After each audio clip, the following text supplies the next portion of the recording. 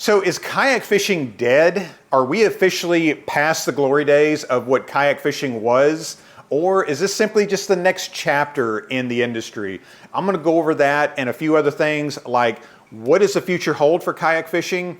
Where's the best value at? What companies and what things deserve your money more than others? I'll go over some things to look for and things to maybe avoid on that. And then finally, toward the end of the video, I'll talk about what this means to me and you personally. So the shoppers, the consumers, if you're shopping for that first kayak or your next kayak, whether you're on a budget or not, these are going to be what the meaningful bonus points on maybe if the kayak fishing industry has peaked. Where does that leave us? Thanks for coming by, guys. Let's get right into the video.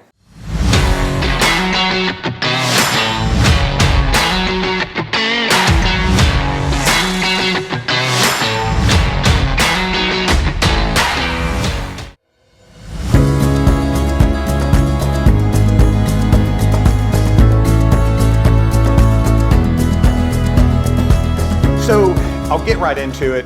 First and foremost, has the kayak industry peaked? Yes, it has. So in 2020 through about 2021, late 21, maybe early 22, it was what I call the kayak industry boom. It doesn't mean people weren't fishing out of kayaks before then or since then, but that area was really the golden era for kayak retail. Retailers, they couldn't get a hold of them fast enough. Customers couldn't come in and buy them quick enough. Like it was just really kind of the wild, wild west. COVID, social distancing, the RV industry, camping industry, outdoor industry, which included kayaks and kayak fishing. It was a way for somebody to get on the water without spending that $30,000, $50,000 and above on a big bass boat. And the kayak industry really kind of evolved. It evolved for the better. You saw better seating, you saw better performance. You started to see the introduction of motorization, and that's where you kind of saw a lot of changes in the industry for the better, really. But you also saw some downsides. So I feel like the industry really grew too quickly. So you saw some quality issues. You may have heard about it online or experienced it yourself. Maybe some quality issues, a lot of new people doing new things and trying to get things out as quickly as possible. And we saw some negative effects with that as well. So without really getting into that, what does the future hold for the kayak industry? So if we have peaked, where are we at now? So now I always call it, we're kind of in the new beginning or the new transition, what I call it.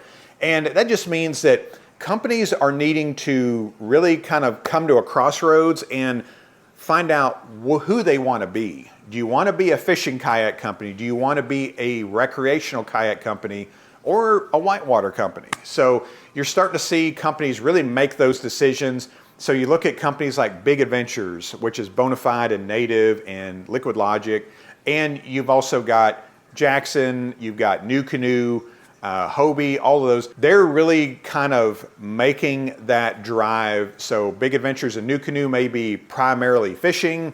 Jackson may be primarily a whitewater company that does some fishing kayaks on the side. And then also you got Hobie, which we don't know what they're doing here this year and beyond.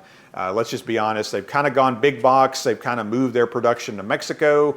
A lot of things going on there, and I'll cover that in a later video, of course. But today we're talking about the industry and what's happening in the future. Well, you're seeing a lot of innovation in motorization, in powering, whether it be lighting, motors, fish finders. You're going to start seeing forward-facing sonar, whether you like that or not. That's coming, obviously, and you're going to probably start to see that integrated into the kayak designs. But kayak companies are going to be building kayaks that they feel that people are buying or want to buy. So whether that's your cup of tea or not, whatever comes out, remains to be seen, but just know that these kayak companies, you can't make it's not a Chevy or Ford lineup where you've got 18 different models. They're needing to compress to get more of these kayaks out, to keep their costs down, but also give you a product that is worth buying. Okay, so the final thing I'll talk about, and really what a lot of you want to hear is, what does this mean for you?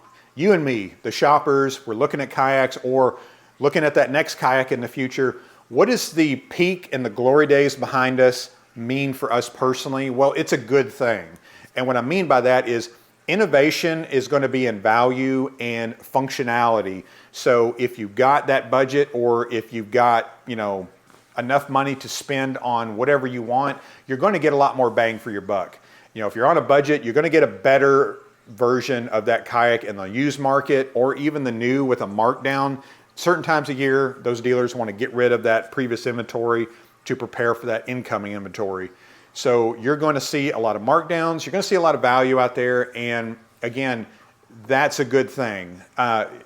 Competition makes everyone better. You've seen the quality start to go up quite a bit, the innovation go up a little bit, and the value go up tremendously. So that's what it means for us. If you're into this industry, you're just getting your feet wet, and you want to keep things simple, there is stuff out there for you.